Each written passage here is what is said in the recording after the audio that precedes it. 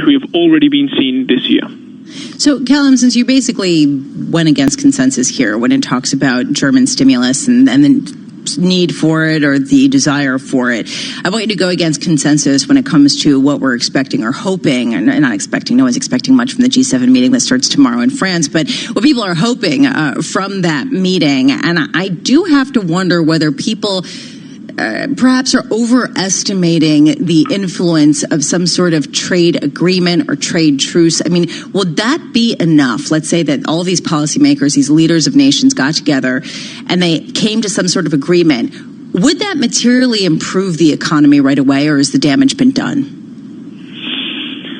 Well, unfortunately, the big trade skirmish that we all worry about is between the US and China, and China is not represented at the meetings this weekend. What we might see, hopefully, some conciliatory statement between, say, the US and the EU that will be represented there, that a trade skirmish can't break out. But what we would be looking for a resolution for markets to settle about trade would be for some progress on the US-China front.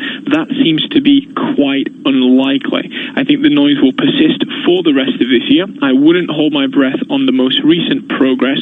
I think that the US-China trade skirmish represents a difference in geopolitical objectives between the big US and the big China, and it is playing out through proxy in trade wars.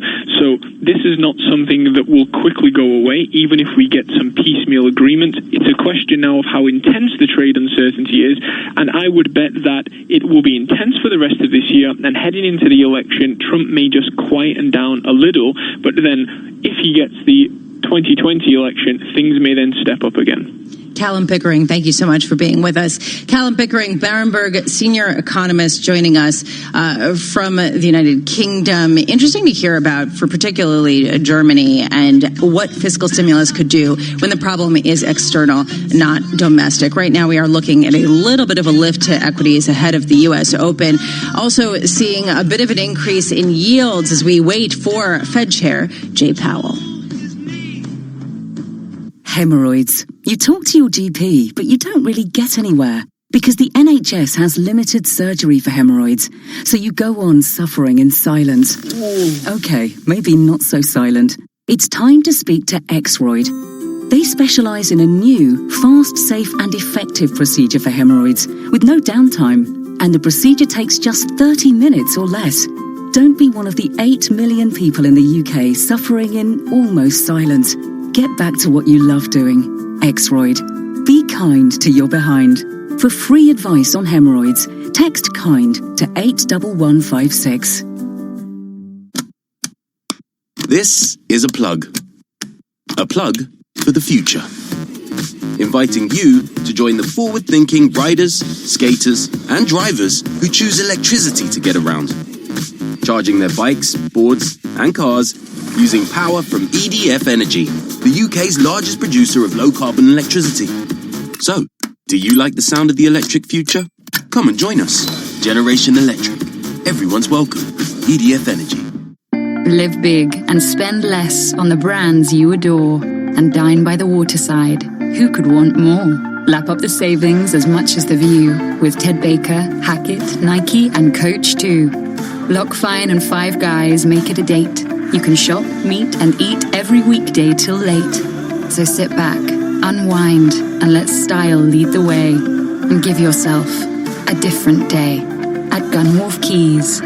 Waterfront outlet shopping. The financial capital of the world, 24 hours a day at Bloomberg.com, on the Bloomberg Business app, and at TikTok on Twitter. This is Bloomberg Radio.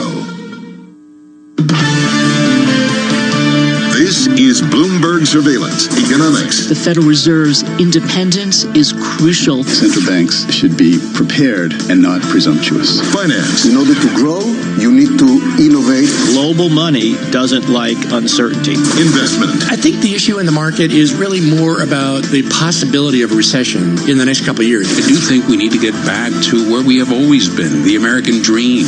Bloomberg Surveillance with Tom Keene and Paul Sweeney on Bloomberg Radio. If you had a hankering to listen to Fed governors, presidents, chiefs, today today is your day. We have them all covered. Coming up, we're going to be hearing from the Dallas Fed president, Cleveland Fed president, Philly Fed president, and of course, most imminently, the St. Louis Fed president, James Bullard. I'm Lisa Abramowitz alongside my co-host and colleague, Paul Sweeney. We are not Tom Keene. We are not John Farrow. They are on vacation. We are holding down the fort on this key day with Jay Powell taking the helm, perhaps providing some direction when it comes to interest rate cuts, although a lot of people expect that he will only disappoint since expectations have been so high in markets for Fed rate cuts. Meanwhile, we are seeing a bit of a lift to markets here. U.S. equities indicated higher. Bond yields also indicated higher. Bonds prices a little bit lower. So we are awaiting that interview with St. Louis Fed President James Bullard. We are now Bloomberg Surveillance, brought to you by Cohn Resnick. Check out Business of Baseball, an original MLB video series exploring the business side of America's pastime. Visit CohnResnick.com/MLB. Cohn Resnick, Advisory Assurance Tax. And joining us here in our studios, we are so lucky to have Carl Riccadonna. He is a Bloomberg Economics chief U.S. economist ahead of this Fed bonanza. And I'm just wondering, Carl, how can we get clarity when there's so little consensus on the Federal Reserve? Well, I don't know that there's a lot of communication refinement that needs to happen at today's meeting, right? We have September priced in for a rate cut, October priced in for a rate cut. I think that is actually what Jay Powell wants. And so if he's happy with that course, then his tactic today should be to say less rather than more. And I think there's a little bit of expectation in the markets that maybe there'll be some fireworks or drama.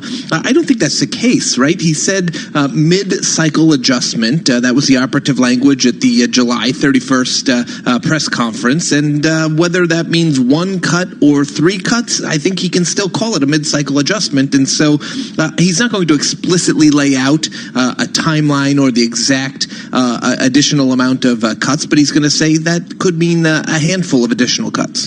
Well, it's interesting, just crossing the Bloomberg terminal now, some headlines: China to resume tariffs on U.S. autos, China to levy retaliatory tariffs on another $75 billion of U.S. goods, pushing futures to the negative. They had been positive 8 or 9 points on the S&P, now down 5. So lots of cross currents, Carl, for the Fed here. Right, and I think that this is kind of a replay of what we saw back in July 31st and August 1st. Right, the Fed successfully communicated a little bit of a policy course change without rattling the markets, and then the trade tweets really threw things off course. And I think that the risk is today that all of the expectations on Jackson Hole are really upstaged by potentially President Trump responding to this saber rattling. So my eyes, as I'm looking for direction in the market, will be on the president's Twitter account. Yeah, well, just to sort of reiterate what we're hearing, China plans to levy retaliatory tariffs on the U.S. for another $75 billion of U.S. goods, including resuming tariffs on U.S. autos. Also says that retaliatory tariffs will take effect on September 1st and December 15th. So this really coming in response to President Trump's threats for additional tariffs that were pushed back to December 15th, raising the pressure, sending futures negative, a sharp reversal from earlier gains that we saw. But there is a key question that this sets up ahead of the Federal Reserve powwow over in Jackson Hole, and that is, what can a Fed rate cut do?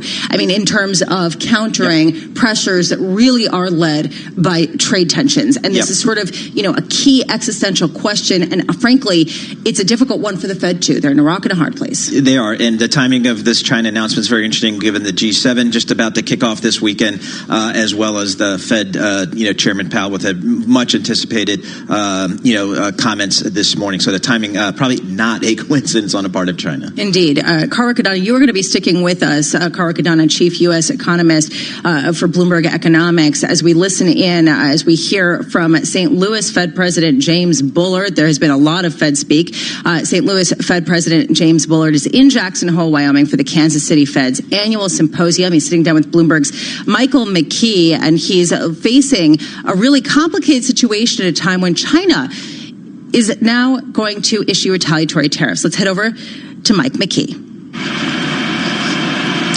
We would like to welcome all of our viewers and listeners on Bloomberg Television and radio worldwide to Jackson Hole, where the Kansas City Fed is holding its annual symposium. Yesterday, the Hawks were in control. Random selection of who got interviewed, but we're bringing in a dove now. Jim Bullard, he was one of the first to call for rate cuts, and you're still calling for rate cuts, although you want 25 basis points. You're not ready to do 50 this next time? I think there'll be a robust debate about 50, so I think it's creeping onto the table here, but obviously the markets have it as a base case of 25 basis points. Jay Powell characterized the rate cut on July 31st as a mid-course correction, but the markets are basically pricing it as the start of a rate cut cycle. How do you see it? How much accommodation does the economy need? I like to think about the mid-90s examples, the 95 example and the 98 example. And I know some of your viewers weren't around paying attention to financial markets at that time. But if you look at that, the Fed adjusted, was worried about, let's say, the Asian currency crisis, very similar to today, lowered the policy rate by about 75 basis points. The U.S. economy actually powered through that whole episode. And then the committee took those insurance cuts away later. I think that's a great baseline idea about what we're looking at now with a global trade war, global manufacturing and contraction, and possible spillovers to the U.S. You want to insure the economy against that and stay out of trouble.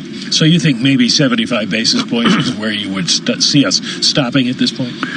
I'm saying that's what they did in the 90s. I don't know where we'll end up, but I do think that you've got this yield curve that's massively inverted here, and you got the funds rate as the very highest point on the whole yield curve.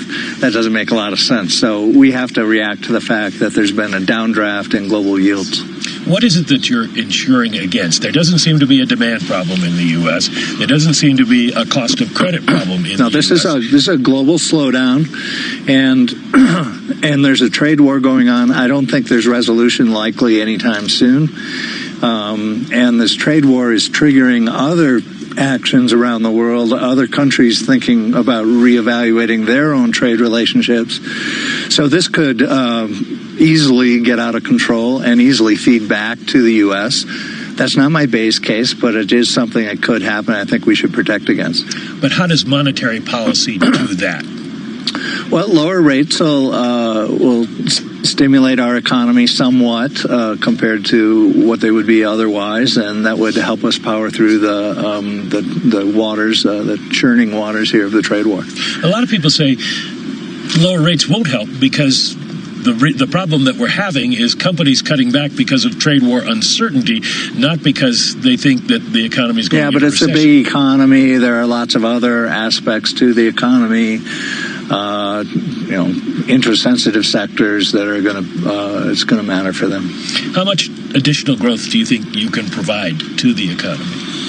Well, that's a great question, and there's a long literature. Much of it's been presented here at Jackson Hole over the years about what the real effects of monetary policy are and how much the economy reacts. But if you think about the 90s Asian currency crisis example, we actually argued in St. Louis during that period that because rates were lower because of the flight to safety, that helped the economy get through that episode with kind of unscathed. And so, maybe we can get an outcome like that this time around. Well, how much of it is the fact, the idea that somebody will see lower interest rates and go buy a car, and how much of it is just reassuring people that somebody's watching out for the economy? Well, we do want to continue the expansion, and we're certainly willing to take all actions that we need to continue the expansion as best we can. How much do you worry about the way Wall Street sees it, the idea that they think there's a recession imminent and they're looking at 4 additional rate cuts? Do you think they're reading the economy and the outlook wrong? Well, if you look at the yield curve, it's been a good predictor of slowdowns and recessions. And so if you have a recession prediction model, it's going to use the yield curve to try to predict that. So our job is to get the yield curve to be uninverted so that those recession probability models don't work anymore. That would be a great that would be a great thing to do. I'm not interested in testing somebody's theory about this time is different about the yield curve. Well, do you think that with the haven trade these days, you might not be able to get long rates up because so much money's coming into the U.S. because rates are negative elsewhere? Right, but there's a silver lining to that because that's driving longer-term yields lower, and that should be helpful to the U.S. economy. That's what happened during the Asian currency crisis. What are CEOs in your district telling you about what's happening, what they see happening? Depends who you talk to. I would say in manufacturing, they're very much scrambling to reorient supply chains, think about new strategies that will work even in a more uncertain world. If you look at agriculture, that's very much a down industry, I would say, for now. They're very much affected by the trade war. So, but on the other hand, consumer goods or something more closely tied to U.S. consumer, they're doing pretty well. Walmart reported out of our district last week that very strong sales. So I think there are good things going on the consumer side and the household side, which makes perfect sense. You've got, a great labor market, unemployment near 50-year lows, a lot of good things going on in that dimension. Well, business has been holding back on spending. Do CEOs tell you that they think there will be demand out there will be a reason to invest if they get past the uncertainty if trade wars go away? I think they'd be willing to invest, but they're kind of wondering, oh, wait a minute, no, how should I do this given the uncertainty that's out there? Do you worry that the Fed is the only game in town and that people are putting too much responsibility for keeping the economy afloat on you? I do think all eyes have turned to central banking, but that's over the last decade, and I think a whole people are coming to the realization that you need other types of policies to help you. There are many, many policies pursued by federal and state governments, and it's the sum total of all those that help your economy. Would you think that the economic situation in the U.S. now calls for a significant fiscal response? We just got a budget deal through, and it is more spending. So I'd like to see an analysis of that on the economy before I go to another spending bill on top of that. Inflation. It was bipartisan too. Yeah. I think people say, well, there's never bipartisanship, but actually you got that through. So I thought that was pretty good. Yeah. The minutes showed that there was division on the committee in terms of inflation, and some people thinking that cutting rates is one of the reasons for cutting rates is that inflation expectations have slipped and they're too low. I presume you're in that camp. No, I'm very concerned. Excuse me, about the 5-year TIPS break even, which is I'm not sure where it's trading today, but it's been trading very low. And if you subtract off 30 basis points to translate between CPI inflation and PCE inflation, it says that markets are only expecting about 1% or maybe 1.1% inflation over the next 5 years. And we're supposed to hit 2% inflation. So I think we can afford to be kind of dovish here and get those inflation expectations up and hopefully hit our inflation target over the next 5 years. Well, again, a question about what you can accomplish. Do you think you actually can move inflation expectations, given that you had rates at 0 for 7 years and inflation couldn't hit 2%? Well, we have to try while we can, and while we've got while we're in the position to do so. I definitely think inflation expectations will move up if we play our cards right here. How long do you think we need to be in a rate cutting cycle? As long as the trade wars are on? I think the trade wars have been priced into markets in a way that they weren't earlier. I think as of May or April-May timeframe this year, markets were kind of putting, I'm making up numbers, but like 90% probability on the idea that there would be a deal with China. It was just around the corner, just 2 weeks away, something like that.